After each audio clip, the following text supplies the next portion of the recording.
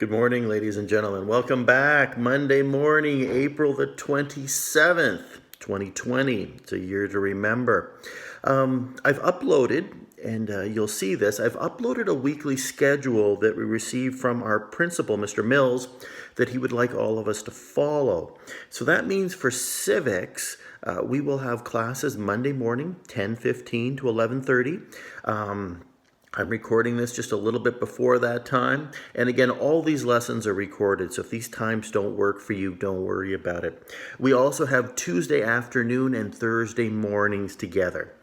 My intention is to basically come to you twice a week with a lesson on the Monday, like today, and then Tuesday or Wednesday coming to you with a Citizens Handbook writing assignment, something that you'll need to work on through the week, probably on Tuesday afternoon, to work through the week. And we're going to make it due then at the end of the week or perhaps the following Monday.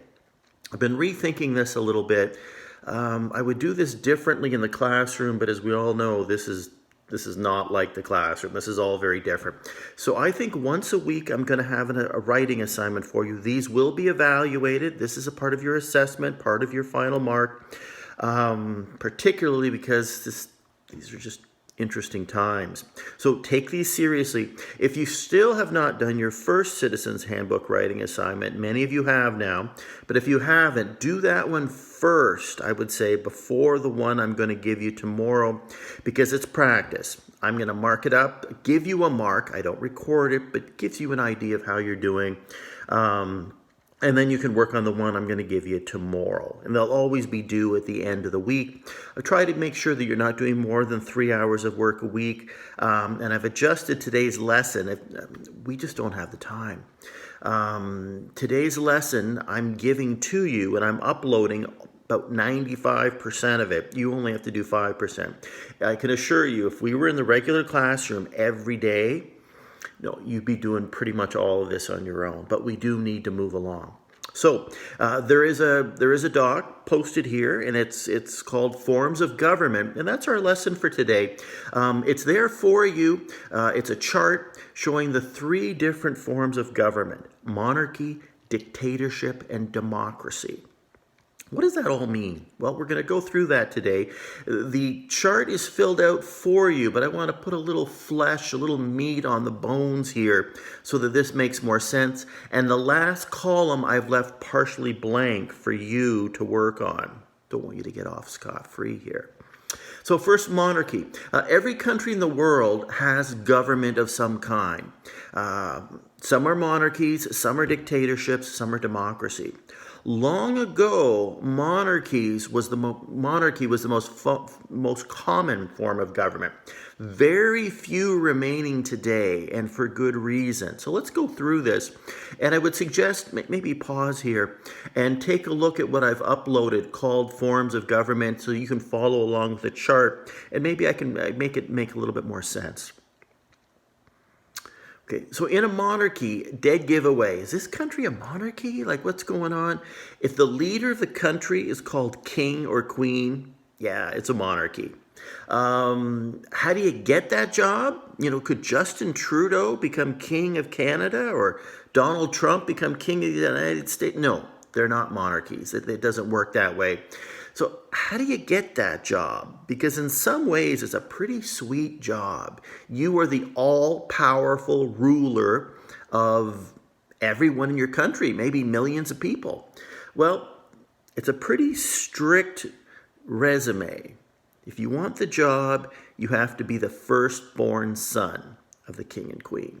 That's it.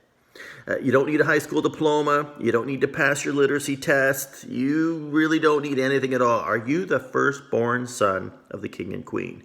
If you are, you're next in line, which means when the king or queen or whoever is ruling dies, the job is yours.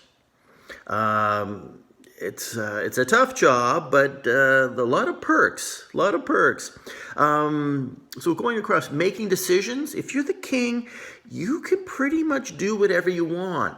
Leaders, kings and queens, they will choose advisors to help them make decisions. Nobody can be an expert on everything.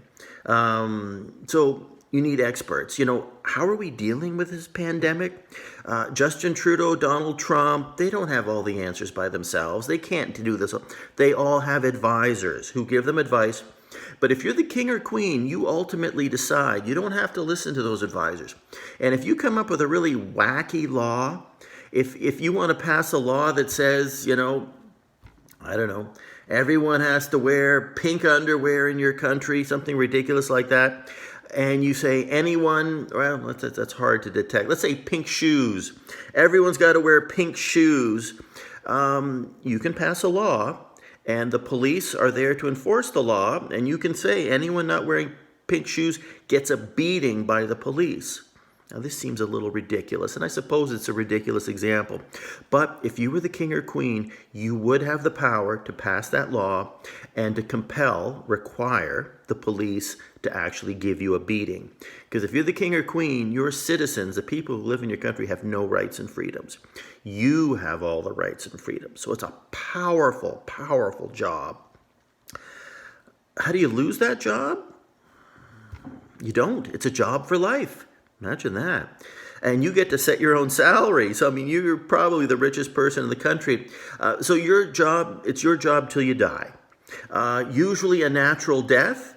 It's possible, of course, if you make too many people upset, someone might take a shot at you and you could be killed, but it's a job for life. Sometimes a king or queen, if they become extremely unpopular and fear for their life, or they're just getting old and it's hard, they might do something called abdication.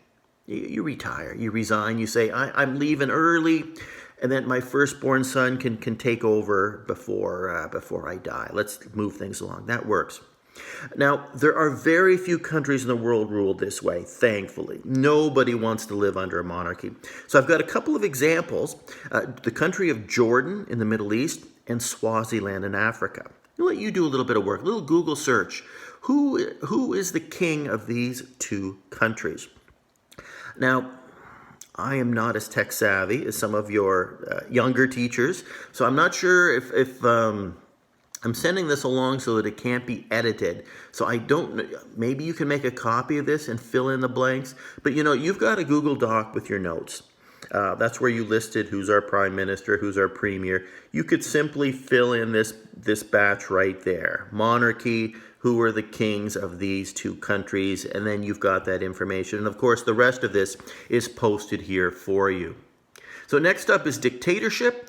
If you're living in a dictatorship, the leader usually calls himself, and it's almost always a him, sometimes a her, usually general or president. They're often military people, not always, so they'll call themselves general or president.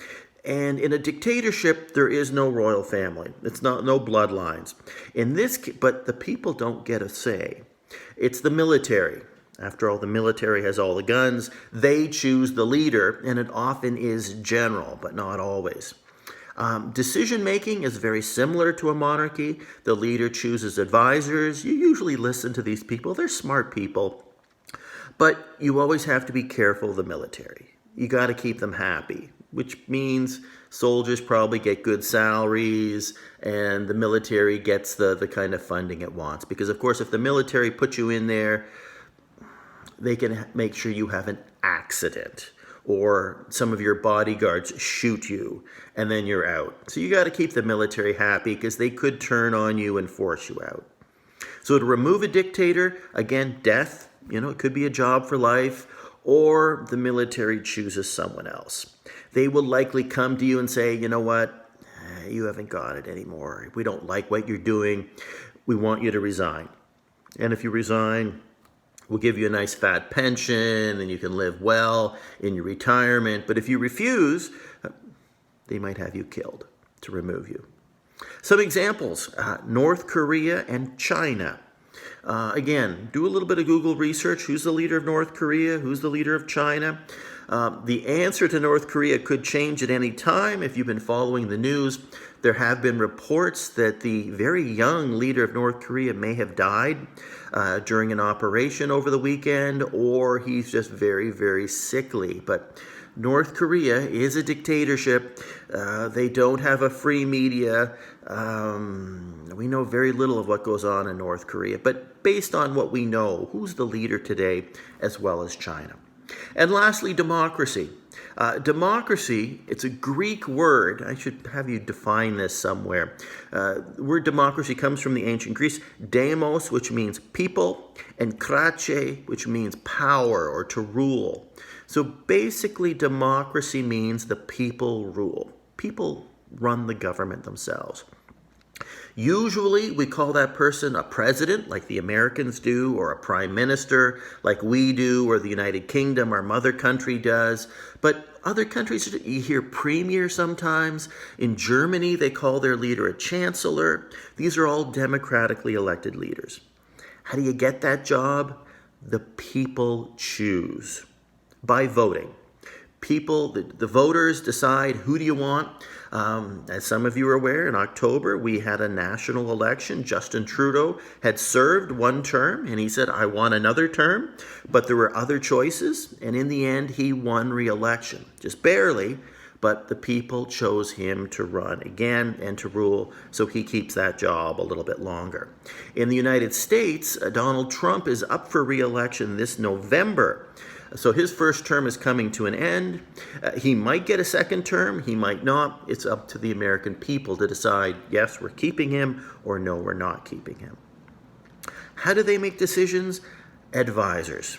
If you've been watching any of the pandemic news, when Donald Trump, as President of the United States, is having a press conference, and he seems to be doing it every day, it's not just him. He's got, because this pandemic is a medical issue, it's a science issue, he has his science advisors there because they're the experts, and it's like they're advising him on what to do.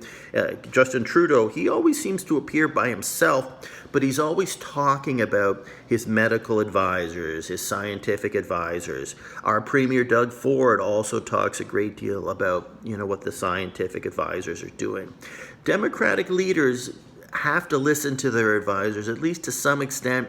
They know that they don't know everything, and they don't have absolute power. This is not a dictatorship or a monarchy. Justin Trudeau can't just pass a crazy law because he wants to. Neither can Donald Trump. He has to have the other elected officials working with him. So Democratic leaders are much less powerful. They have power, but a lot less. They have to compromise and work with other people. How do you lose that job?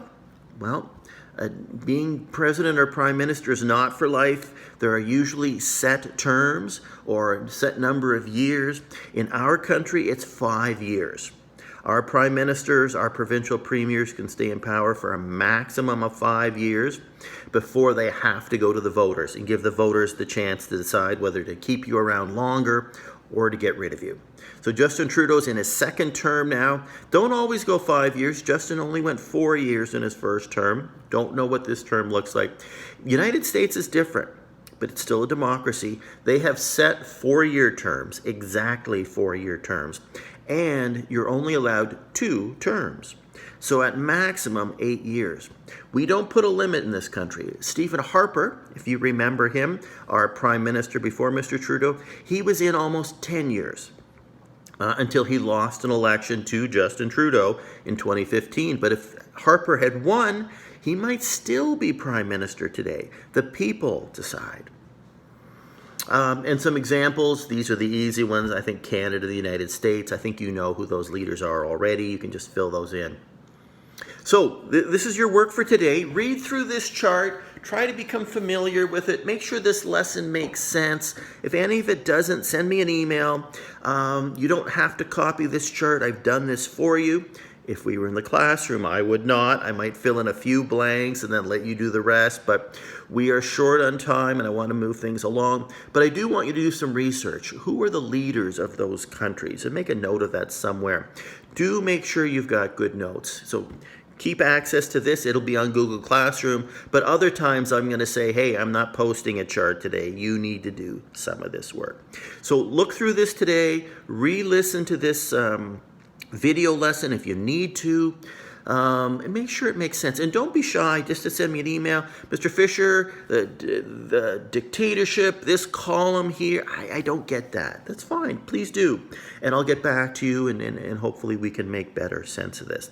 I am going to come to you with a Citizens Handbook writing assignment tomorrow afternoon during our time slot. And we'll make this due at the end of the week. Technically Friday. I'm not sure how I'm going to do this. Friday, maybe. I want to be flexible for you, but on the other hand, you do need to get the work done, right? You have to do the work to get your credit. I want to give you enough time, but I don't want to drag this out so far that you don't get things done and then you fall behind. So I'll have some firmer deadlines tomorrow. But your Citizens Handbook writing assignment tomorrow will be based on this lesson, so make sure you understand it, and it will be marked and it will be recorded. All right? Any questions, concerns, comments, fire them away. Good luck. Take care.